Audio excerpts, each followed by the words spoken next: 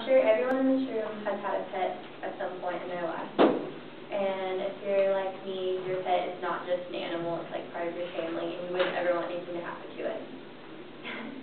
And so today, I'd like to tell you about animal cruelty policies in the U.S.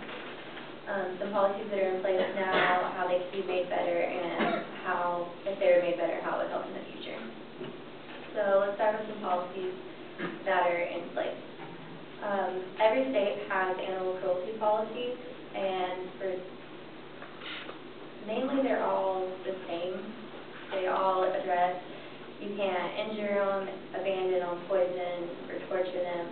Most states have rules about overworking and fighting, but not all of them. According to StrayPetAdvocacy.org, there are many different sentencing for every state is the main thing that changes. Ohio is the weakest sentencing. Like for simple cruelty, it's a fine up to $750 and you could be 90 days in jail. And for a companion cruelty like dogs or cats or birds, it could be up to $1,000 and up to 90 days in jail. And that's like the weakest sentencing out of all of the states.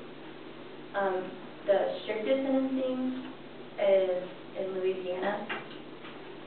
For simple cruelty, you get a fine up to $1,000 and you can spend 6 months in jail. If it's aggravated, then it can be from anywhere from $5,000 to $25,000 and up to 10 years in jail. So animal cruelty doesn't just hurt the animals, it hurts people that own the animal, and it often escalates. In a July 2004 report by the Chicago Police Department, 70% of people that were arrested for animal crimes have been arrested for other felonies. And 65% of that 70 was for battery crimes. According to crimemuseum.org, in 1997, a study discovered that 40% of animal abusers had committed acts of violence against other people. I don't know if y'all heard about Albert DeSalvo, who's the Boston Strangler. When he was a teenager, he started off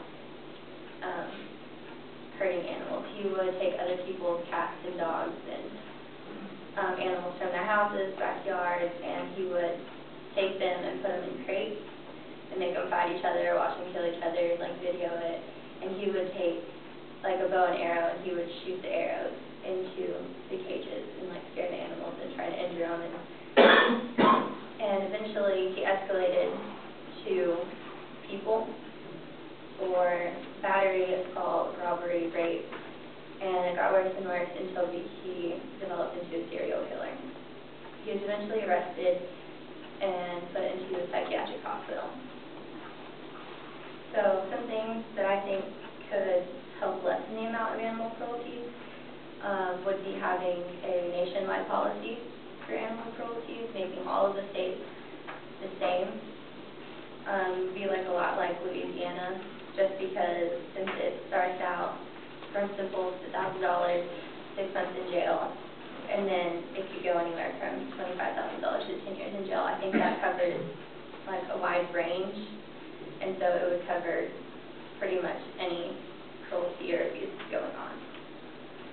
Also, I think that for the policies, if you do abuse an animal, you should go to psychiatric care, because whenever you do start abusing animals, it often escalates into hurting people later, and especially with teenagers. If they start off with that, they might get more, comfortable with killing and injuring other living things, and if they're counseled and helped before that time, they might be less likely to hurt other people and turn into serial killers.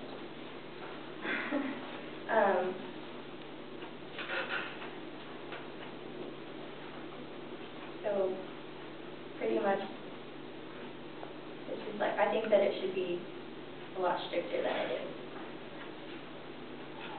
And so in conclusion, there's no way to completely stop animal cruelty. Like, it's going to happen no matter what. But but it can make a significant difference if there are more people and stricter laws and more consequences for it. So what you can do to help, I guess, lessen the amount of animal cruelty is at crimemuseum.org. There are websites and phone numbers and hotlines that you can call to report abuse, how you can help get involved with shelters and rescue shelters, and then there's also numbers and websites where you can go to adopt